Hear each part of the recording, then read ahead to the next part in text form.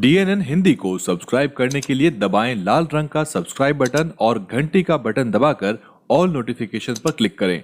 Channel को जिंदा रखने के लिए नीले रंग का ज्वाइन बटन दबाकर चैनल को आर्थिक सहयोग करें। जिला बिजनौर में इस वक्त मेरे साथ हैं नगीना विधानसभा के प्रत्याशी इंजीनियर ब्रजपाल सिंह जी। प्रभारी के रूप में घोषित हुए थे, वो कार्यक्रम आपने देखा होगा। रायन साहब यहाँ मौजूद थे। सर, कैसी चुनावी तैयारियां चल रही हैं आपकी? ग्राउंड पे क्या फीडबैक निकल रहा है? देखिए, चुनाव की तैयारी मेरी बहुत अच्छी चल रही है और ग्राउंड पर बहुत अच्छा रेस्पॉन्स भी मिल रहा है मुझे। और बहुजन समाज पार्टी की इस बार सरकार बनेगी और बहन जी इस बार 5वीं बार मुख्यमंत्री बनेगी। क्या मुद्दे हैं सर जनता के बीच में जा रहे हैं, तो क्या परेशानियां उनकी? देखिए, जनता के मुद्दे बिल्कुल साफ है, स्पष्ट है। जो आज सरकार चल रही है उसमें गुंडा राज चल रहा है, रोजगार ख़त्म है और जो बिजनेस है वो भी ख़त्म है, नौकरियां लगभग जो मिल नहीं पा रही हैं। तो मुद्दे तो इतने हैं कि गिनवाते हुए हम लोग थक जाते हैं, मगर इनके ख़त्म नहीं होते जी। और बीएसपी के जो पुराने कार्यकाल रहे थे उनको लेके जनता कुछ याद है या भूल गए वो सब? देखिए, बहन जी का जो शासन है वो तो सबको याद है कि उनका शासन कैसा चलता है। उनका लॉ एंड ऑर्डर उनके नाम से जो है शासन दुरुस्त हो जाता। आज आप लॉ एंड ऑर्डर देख लीजिए, बलात्कार के मुकदमे, गुंडागर्दी के मुकदमे, दिन दहाड़े कुछ भी हो सकता। बहन जी के राज में जो ये थे कानून व्यवस्था, उसका तो कोई टक्कर दे नहीं सकता। और 2007 से लेकर 2012 की जब सरकार रही तो उसमें आप 5 साल का कार्यकाल उठाकर देखेंगे तो सभी जो धर्मों के लोग हैं सभी का उसमें काम हुआ है। अपने बारे में बताइए सर, दर्शक जानना चाहते हैं आप कब से जुड़े पार्टी से? देखिए, मैं तो जुड़ा हुआ तो क्या भाई, जो दलित समाज में जो पैदा होते हैं वो तो बाय बर्थ जुड़े हुए हैं, उसमें कोई बताने तो है नहीं है। और मेरा नाम ब्रजपाल सिंह है और मैं नगीना विधानसभा से इस बार जो प्रत्याशी हूँ। और मेरी जो 12वीं क्लास की पढ़ाई लिखाई है वो यहीं नगीना विधानसभा में हिंदू इंटर कॉलेज से हुई। उसके बाद मैं नोएडा में गलगोट इंजीनियरिंग कॉलेज से मेरा BTech हुआ, वहीं से MTech हुआ। फिर मैंने लखनऊ यूनिवर्सिटी से मेरी LLB हुई है। तो एजुकेशन मेरी लगभग बाहर से हुई है और रहने वाला मैं नगीना विधानसभा का ही हूँ।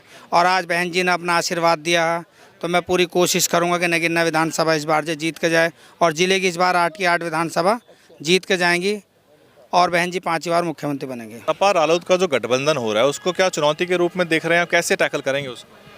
देखिए, गठबंधन इस बार कोई सरकार या कोई बड़े लीडर ये सोचे कि गठबंधन बहुत सक्सेस है, तो मुझे नहीं लगता गठबंधन का कोई फ़र्क पड़ने वाला है।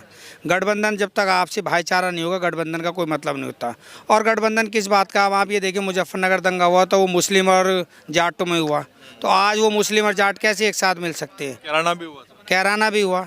तो इतने दंगे हुए हैं जाट और मुस्लिम के, तो किस बात का गठबंधन है? क्या आज बड़े लीडर मिलने के वजह से छोटे लोग भूल थोड़ा जाएंगे? गठबंधन जब तक आपसी भाईचारे का नहीं होगा कोई गठबंधन जो है सक्सेस नहीं हो सकता। मुस्लिम वोटर जो है वो सपा का जो कहते हैं कि सपा की तरफ जाता है मूल रूप से, लेकिन इस क्षेत्र में तो आपने बहुत सारे जो प्रत्याशी हैं बसपा ने वो मुस्लिम समाज के उतार दिए हैं। देखिए, ये सब कहने की बात है कि मुस्लिम जो सपा को वोट करता है, ऐसा मैं नहीं मानता। बहन जी ने इस बार क्या हमेशा सभी समाज को मौका दिया है।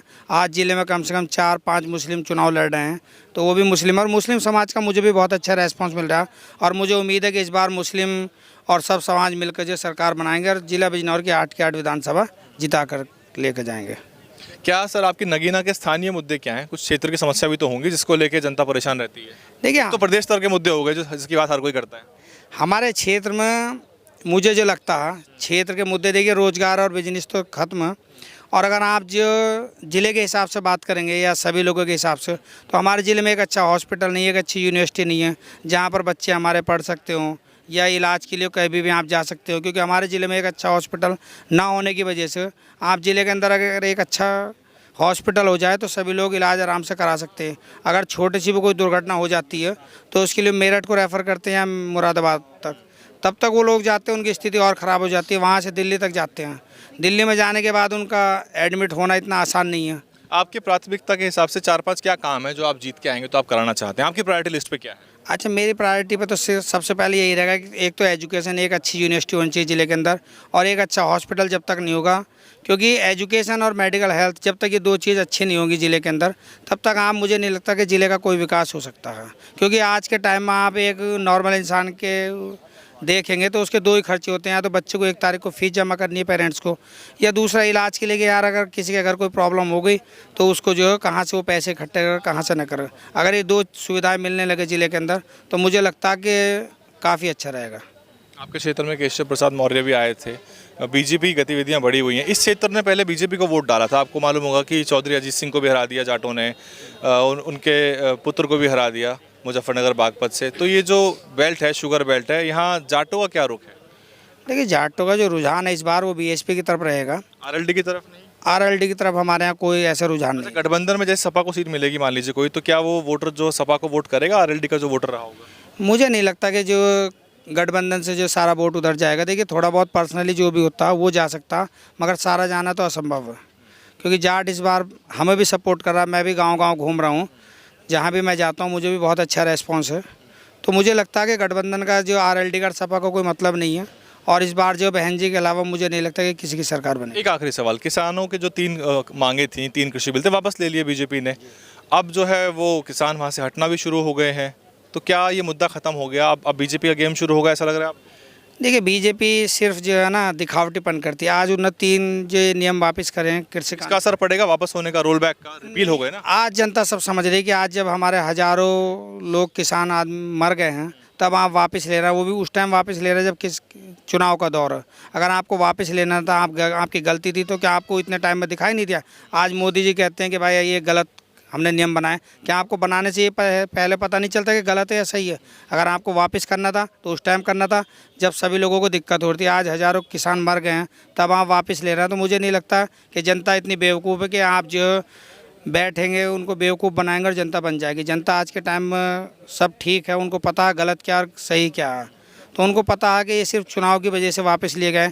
आज अगर भाजपा दोबारा बनती है तो वो आज जो ये कानून इन्होंने वापस लिए, कल उससे भी बेकार कानून बनाएंगे जब उनको सही और गलत में फ़र्क ही नहीं पता। ठीक है सर, बातचीत के लिए बहुत बहुत शुक्रिया। तो ये थे नगीना विधानसभा से बसपा के प्रत्याशी इंजीनियर ब्रजपाल सिंह जी। इस ज़िले के जो और प्रत्याशी होंगे जैसे जैसे वो यहाँ आएंगे आपसे उनकी बातचीत कराएंगे और जानेंगे कि वो किन मुद्दों पर चुनाव लड़ रहे हैं, जनता किन मुद्दों को लेकर परेशान है। फिलहाल DNN हिंदी पे इतना ही।